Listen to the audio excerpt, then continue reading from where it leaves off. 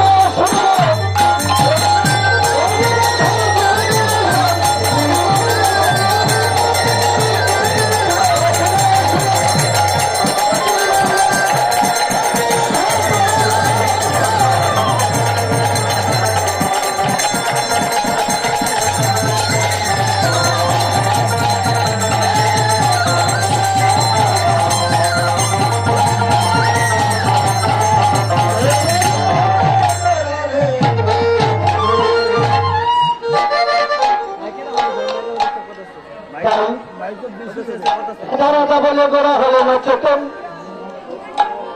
আর যদু নন্দন দাস জোরে কোন সময় কি বাবা, সময় কারো জন্য অপেক্ষা করে না। জন্য হলে কৃষ্ণলীলা করে কুঞ্জন, না জানে রাধা কৃষ্ণ না জেনে বুঝিজন। কৃষ্ণলীলা করতে হবে, তাই গৌর লীলা ছেড়ে দিয়ে আবার বৃন্দাবন লীলা চলে যাবো। নিজে আচরণ করে প্রভু জীবনে শিখায়, আর সেই তো সিদ্ধান্ত গীতা ভাগবতে দেয়। বৃন্দাবন লীলা প্রকাশ হয়েছে, অন্তরঙ্গ ভক্তরা এক এক সময় এক একটা লীলার প্রকাশ পেয়ে গৌরাঙ্গ মহাপ্রভু যখন এক এক সময় এক একটা লীলার প্রকাশ করছে, ঠিক সেই সময়ে শ্রীবাসের লীলা দরজাটা লাগে ওঠে। কেন? শাস্ত্রে আছে দুই রকম লীলা হয়েছে এই কলিযুগে। প্রভুর সঙ্গে দুই রকম ভাব। কিরকম ভাব? বহিরঙ্গ ভক্ত নিয়া, বহিরঙ্গ ভক্ত নিয়ে করেছে নর্তনার কীর্তন, অন্তরঙ্গ ভক্ত নিয়া প্রভু করেছে আমার বৃন্দাবনের রস আস্বাদন। অন্তরঙ্গ ভক্তরা যখন প্রভুর ভাবের বিচার ঘটে, আমার ঘরে না, যখন ভাবের বিচার ঘটে তখনই সুবাসের লীলা জগতে লাগানো যায়। সেই সময় শুধু তার গরমী সখা, গরমী ভক্তদের, অন্তরঙ্গ ভক্তদের নিয়ে সেই লীলা আস্বাদন করে ধরে। তাই আমরা আর বিলম্ব করবো না। গৌর হরি আমার প্রচুর ভাবে প্রকাশ করেছে, আজ আমরা বৃন্দাবন লীলায় চলে যাব। লীলা শরী গৌরা হলো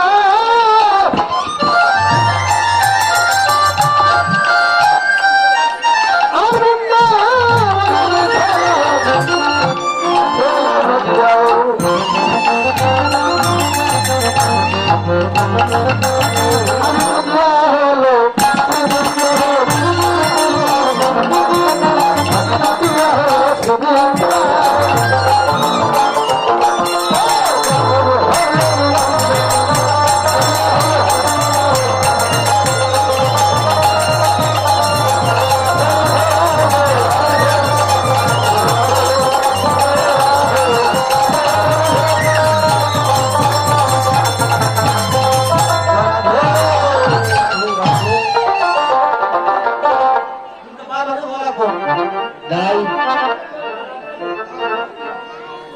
না বলো না জনিতা মাকে মাই এই নদগুলো আছে এগুলা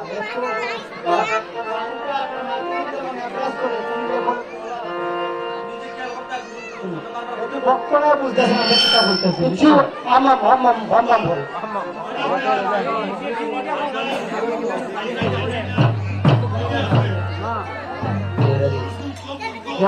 বেশি চাউন্ড করবা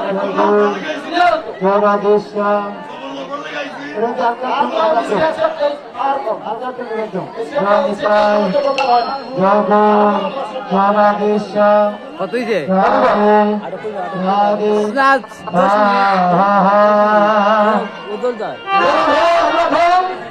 কি বলছি বৃন্দাবন লীলায় যাবো তাই সবাই একটু রাধারানীর চরণে আত্মসমর্পণ করবেন আমি আবার অনেক কীর্তনীয়রা আছে যে আমার সঙ্গে তুমি হাত তুলো তোমাদের বৃন্দাবনে নিয়ে যাবো আমি নিতে পারবো না অলরেডি আপনারা বৃন্দাবনে এসে পৌঁছে গেছেন আমি আপনাকে নিতে হবে না যার ভক্তিতেই আমি একলাই বৃন্দাবন চলে যাবে তো লাগছে না